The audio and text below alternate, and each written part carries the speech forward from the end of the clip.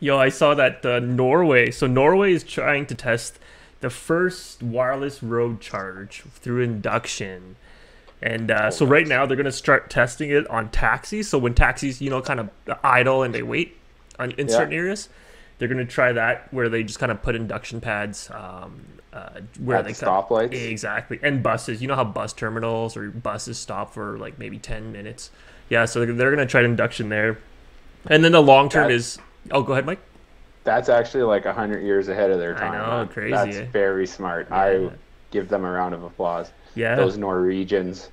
And I wrote some notes. Norwegian for the stars, man. 75 kilowatts. I don't. Is that fast, Andy? I don't know. 75 kilowatts of a charge an hour or a second. I don't know.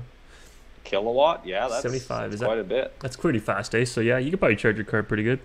And then I think long term they're gonna plan to do like a road or a path, like how they have like carpool lanes in the States, something like that for induction. It's like Mario charging. when you hit those arrows. Speed boost, yeah.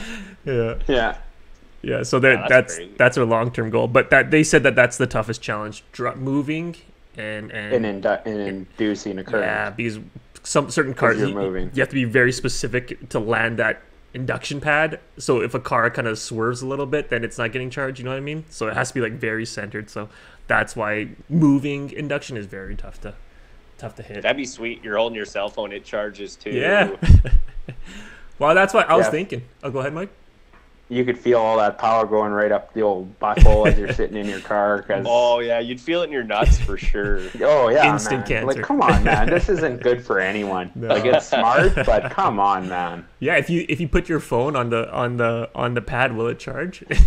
So you like, before, go back to conspiracy theories. They're saying 5G boils water or something like that. Yeah.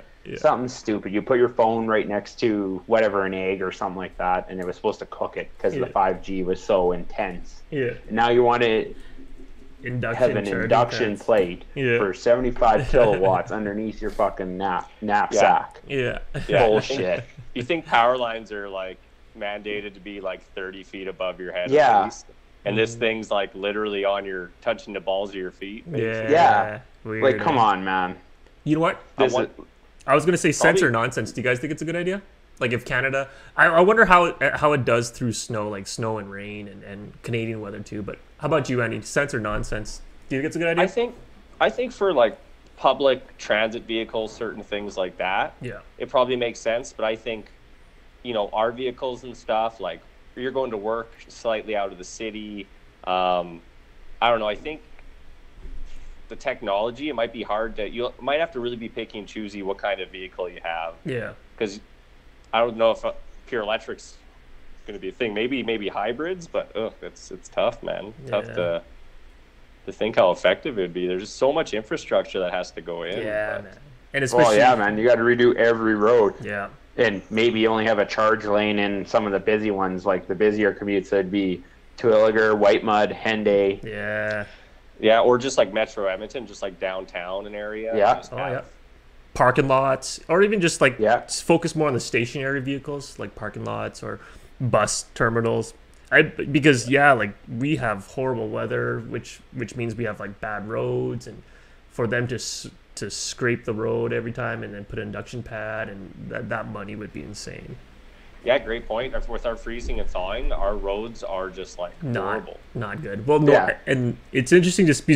I'm sure Norway gets quite a bit of snow and cold weather too. Yeah, because I didn't think they were very different than us. I think they're pretty like equal. right in the same latitude. As us. Yeah. It'd be interesting to see how they do it first, and maybe the rest of the world might adapt to it. So yeah. What about you, Mike? Sense or nonsense? Again, you guys are going to hate me because I'm not picking a side. But you're always playing both sides of the field. All the time.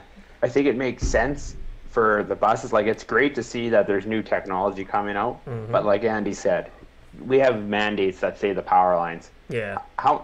But those are like how many watts? Andy, how many watts? 60,000 watts?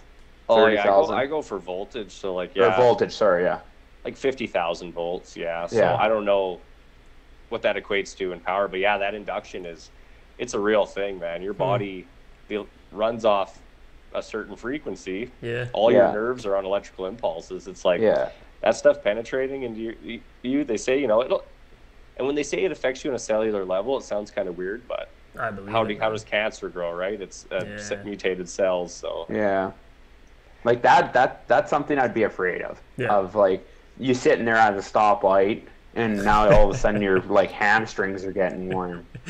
Yeah. And you're like, my heated seat isn't on. The popcorn that you bought starts to pop. Your Jiffy Pop. Your Jiffy Pop's going crazy. Your butter's melting.